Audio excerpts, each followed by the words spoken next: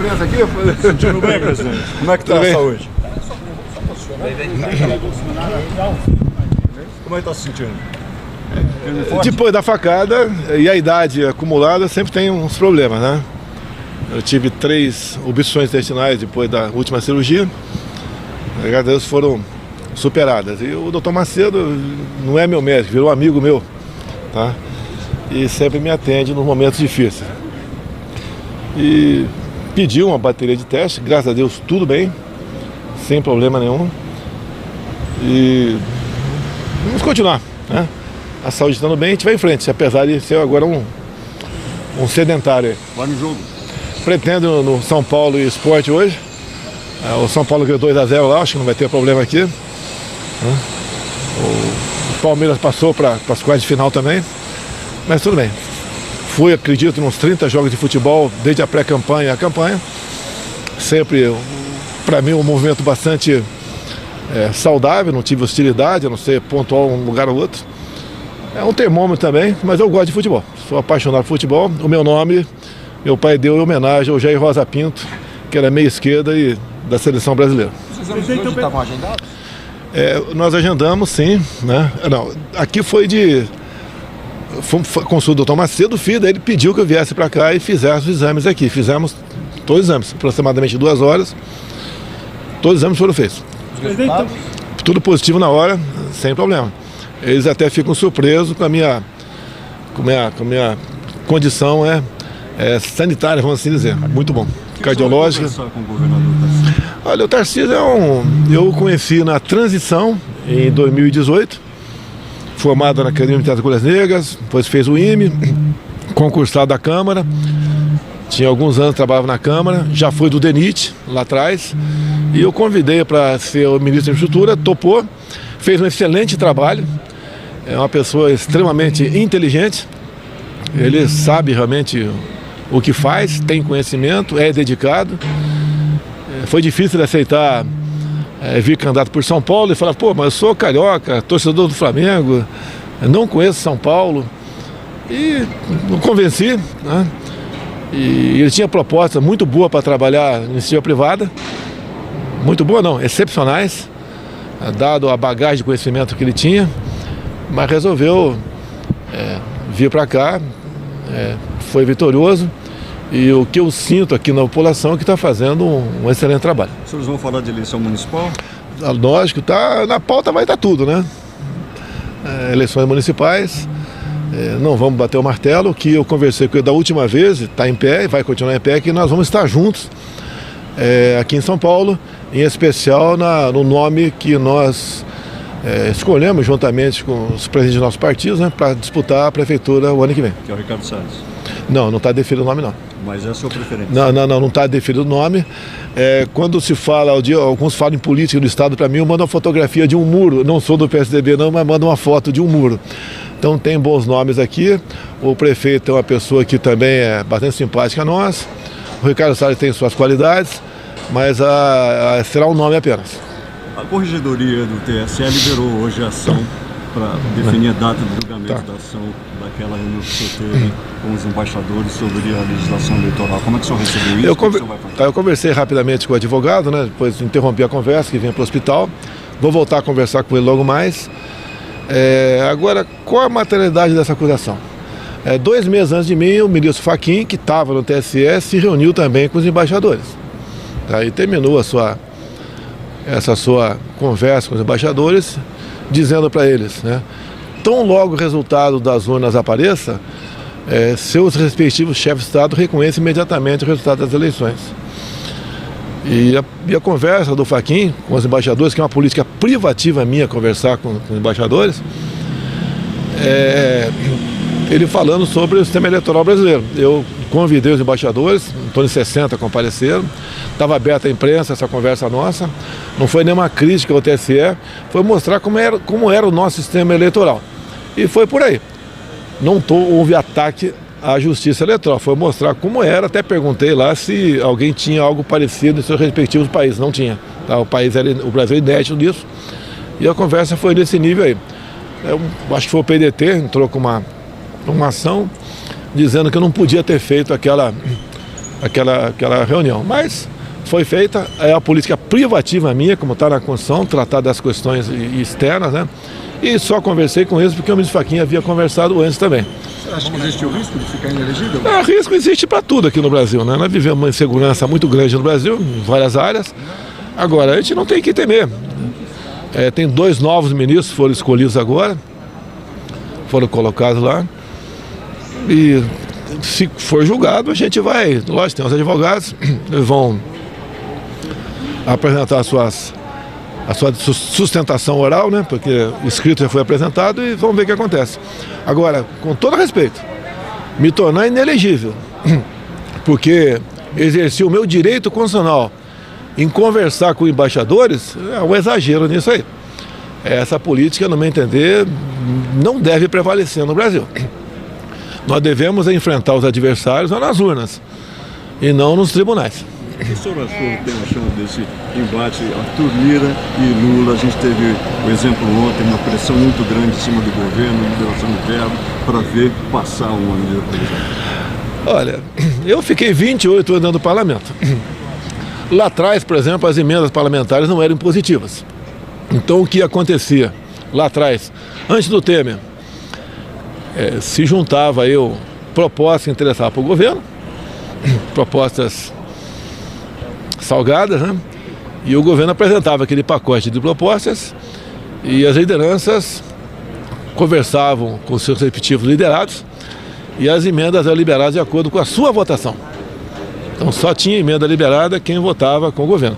Já teve alguns anos que, inclusive, eu não apresentei emenda ao orçamento como deputado federal. E as outras vezes, quando apresentava, era quase que exclusivamente para as Forças Armadas, porque a liberação da emenda ficava a cargo deles e não do meu voto dentro do parlamento. Isso mudou no início do governo Temer, as emendas passaram a ser impositivas. Hoje um deputado, entre emendas individuais e de bancada, está na casa de 45 milhões por ano, um senador o dobro disso. Não preciso mais de dedicar o seu voto, né, empenhar seu voto para conseguir algo no governo. Então mudou completamente. Tenho acompanhado, lógico, né? Sou um ex no momento, tenho acompanhado o que está havendo. Você acha que era previsível esse embate? Olha, é uma luta de poder no Brasil. Não é o poder executivo de um lado, o legislativo do outro, tem também o judiciário, que exerce o papel também. Agora, eu não quero tecer comentário quem está certo ou quem está errado. Eu sempre visei os interesses do Brasil. Tanto é que tudo que eu falei lá atrás se confirma hoje em dia. Até a qualidade dos meus ministros comparado com os atuais ministros. Aumentou em número, né? Mais 14, mas a qualidade diminuiu e muito. Conseguimos dessa maneira, em 4 anos, mesmo com a pandemia, uma guerra lá fora e uma crise hídrica em 21, terminar 22 com números muito bons perante o mundo, perante o G20, na economia. Então esse é o grande legado nosso, além de muita coisa que fizemos para a população. Na crise, o auxílio emergencial, o Bolsa Família, né, o Auxílio Brasil, triplicamos o valor dentro de uma responsabilidade fiscal, criamos o PIX, que tirou da informalidade muita gente. O Brasil passou a ser o segundo país mais digital do mundo, uma coisa fantástica. Com o Tarcísio recuperou-se aqui, fez ressurgir o modal ferroviário. Temos acertado, está no papel, as eólicas offshore na costa do Nordeste para produzirmos energia elétrica equivalente a 50 vezes o que produz Itaipu. Coisas mais simples, mas muito importantes. A validade da Carteira Nacional de Habilitação, o empenho do Tarcísio nos gargalos com a BR-163, o marco do saneamento, o BR do Mar, muita coisa foi feita, né? A Lei da Liberdade Econômica em 2019, que as pessoas humildes muitas vezes queriam vender cachorro-quente na sua cidade, abriu uma pequena pizzaria, uma senhora com um salão de beleza, por exemplo, e ficava meses e anos aguardando o alvará da prefeitura. Com isso, em 30 dias, se a prefeitura não liberar, liberado está. Então, nós potencializamos o emprego no Brasil, com todos os problemas, entregamos aí 2022 com um saldo na ordem de 4 milhões de novos postos de emprego no Brasil. Ao contrário do que acontecia no passado em outras oportunidades. Então, o que você achou da recepção ao Maduro? Olha, comigo eu não entrava aqui, apesar de ter uma portaria negando a presença dele e mais algumas de seus liderados, né? Mesmo sem portaria eu não viria para cá. Quando se fala em direitos humanos, me acusam muito de ser uma pessoa que não dá bola para direitos humanos, mas você pode ver, ainda recebemos em média 600 venezuelanos por dia fugindo a pé, via Pacaraima, né? E depois para Boa Vista, espalhando para todo o Brasil. E são pessoas que fogem da fome, da miséria, da violência. Então, um presidente da República, né? Ou o ditador, como é o Maduro, tratando o seu povo dessa maneira, jamais comigo aqui no Brasil ele seria recebido. Jamais. Muito menos seria recebido da forma como foi, como se fosse um grande popstar. Agora, o que aconteceu de verdade? O Lula trouxe o Maduro 2 dias antes para cá e preparou o circo. Só que os outros 9 chefes de Estado perceberam isso e tiveram uma reprimenda do Lecalipou do Uruguai, se bem que ele é de centro-direita, né? Mas teve uma reprimenda também do presidente do Chile, o Boric, que é de esquerda radical, né?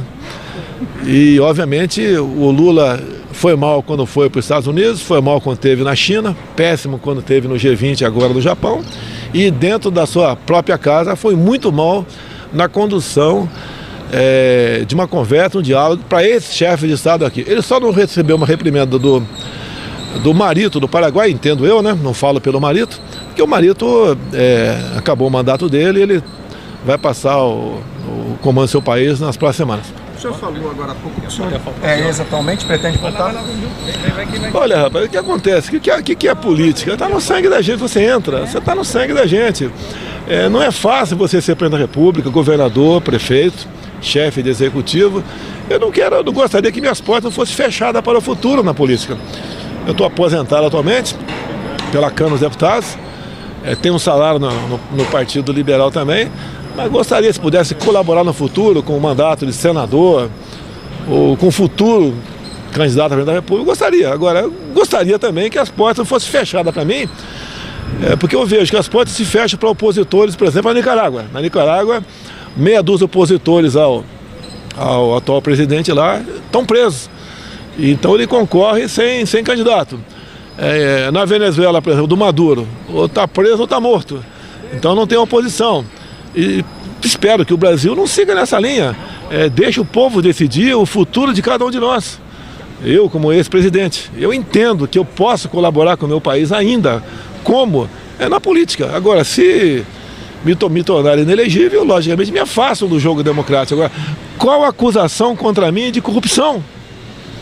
Eu peguei as estatais sem lucro, entreguei com lucro de 200 bilhões por ano. Você pega o Porto de Santos, que era sempre moeda de troca na política, era deficitário em 500 milhões por ano e entreguei com um saldo de 500 milhões por ano. As estatais, só para corrigir, 200 bilhões, não milhões. Você pega Itaipu Binacional, era conhecida como uma empresa geradora de energia. No meu governo, fizemos a segunda ponte com o Paraguai. Uma ponte com 500 metros de vão. Alongamos em 600 metros a pista de Foz do Iguaçu. Você já pode estar em condições de receber aviões de qualquer tamanho. Isso é divisa para nós. O pessoal se hospeda na rede hoteleira de lá. Fizemos o asfaltamento da Transboiadeira com recurso Itaipu Binacional. Atendemos quase 60 municípios com pequenas obras com Itaipu Binacional. E reduzimos drasticamente, quase 40%, a tarifa do ano passado. E posso falar os Correios, entregamos os Correios com 5 bilhões em caixa. Pegamos os Correios, o Temer também pegou, né? O Temer fez um bom trabalho, na minha entender, ao longo desses 2 anos dele. Mas, por exemplo, você pega um carteiro na rua agora, fala, posso ver teu contra-cheque? O mais humilde tem um desconto de R$500 por mês extra para o seu fundo de pensão, que acaba em 2030, para tapar a roubalheira que a esquerda fez no passado nesse fundo de pensões. A mesma coisa na Petrobras. Então nós ajudamos em muito o Brasil trabalhando com honestidade. Agora, a questão política, né? Tivemos alguns erros, tivemos. Hoje, por exemplo, eu teria ministros mais políticos do que técnicos, os ministros palacianos, no caso. Tá? O resto, praticamente, manteria quase todos. Então seria dessa forma a maneira de a gente fazer política. Eu peço a Deus, né, que ilumine o pessoal do TSE e não torna elegível um inocente. Isso preocupa o senhor? Qualquer coisa, porque não é mim. Se perguntar para conversar com o pessoal aí fora, eles não querem isso também. Até qual é a acusação? Qual é a acusação? Ah, se reuniu com o embaixador? Ah, pelo amor de Deus, é trabalho meu.